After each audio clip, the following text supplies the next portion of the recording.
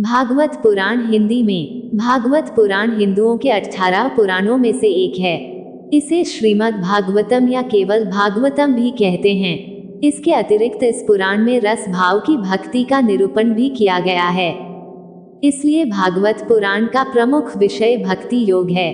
परंपरागत तौर पर इस पुराण के रचयिता वेद व्यास को माना जाता है। भागवत पुराण में भगवान विष्णु के अवतारों का विस्तृत वर्णन मिलता है।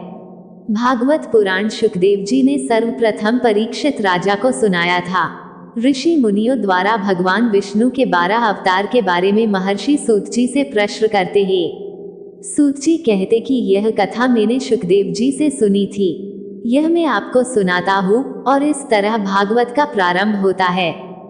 परिचय। 18 पुराणों में से भागवत पुराण महत्वपूर्ण और विख्यात पुराण है। पुराणों की गणना में ये पुराण 8वां पुराण के रूप में स्वीकार किया गया है।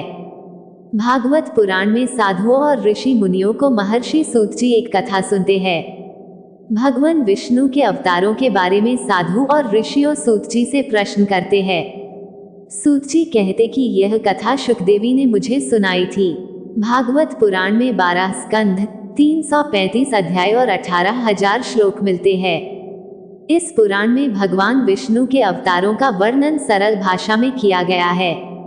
12 स्कंध। प्रथम स्कंध। भागवत पुराण के प्रथम स्कंध में भक्ति योग और वैराग्य का वर्णन मिलता है। द्वितीय स्कंध। भागवत के द्वितीय स्कंध में ब्रह्मांड की उत्पत्ति और विराट पुरुष का स्वरूप का वर्णन मिलता है। तृतीय स्कंध। भागवत पुराण के तृतीय स्कंध में भगवान का बाल चरित्र वर्णन उद्धव द्वारा कहा गया है। चतुर्थ स्कंध। भागवत के इस स्कंध में राजर्षि ध्रुव और पृथु का चरित्र वर्णन मिलता है। पंचम स्कंध। भागवत पुराण के इस स्कंध में समस्त सृष्टि की स्थिति, जैसे कि समुद्र, पर्वत, नदी, पाताल, नरक आदि का वर्णन मिलता है। षष्ठ स्कंध। इस स्कंध में देवता, मनुष्य, पशु, पक्षी आदि के जन्म की कथा का वर्णन किया गया है। सप्तम स्कंध। भागवत पुराण के इस स्कंध में भगवान विष्णु के भक्त प्रहलाद के साथ हिरण्यकशिपु, हिरण्याक्ष चरित्र का वर्णन किया गया है। अष्टम स्कंध। इस स्कंध में गजेंद्र मोक्ष, मनवंतर कथा और वामन अवतार वर्णन मिलता है।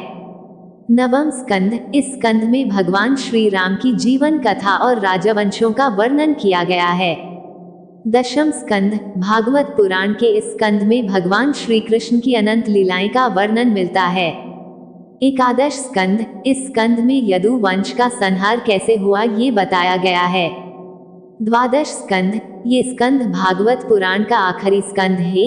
इसमें विभिन्न युगों तथा प्रलयों और भगवान के उपांगों आदि का वर्णन किया गया है। भागवत पुराण का महत्व। पुराणों में भागवत पुराण सबसे अधिक लोकप्रिय पुराण कहा जाता है। इस पुराण में भगवान श्री कृष्ण की लीला जितनी बताई गई है उतनी किसी अन्य पुराण में नहीं है। इसलिए भागवत पुराण कृष्ण भक्त के लिए पूजनीय ग्रंथ है। भागवत पुराण में कहा गया है कि सर्ववेदांत सारे श्री भागवतमिष्यते तद्रसामृत तृप्तस्य नान्यत्र स्याद्रते क्वचित। श्रीमद् भागवतम सभी वेदों का सार है। इस रसामृत के पेयपान से जो मनुष्य तृप्त हो गया है, उस मनुष्य को किसी अन्य वस्तु में आनंद आ ही नहीं सकता। भागवत कथा सुनने मात्र से जन्म जन्मांतर के पाप नष्ट हो जाते हैं। भागवत सुनने से लौकिक व आध्यात्मिक विकास होता है। इस कलयुग में भागवत पुराण की कथा सुनते ही मनुष्य भवसागर पार हो जाता है।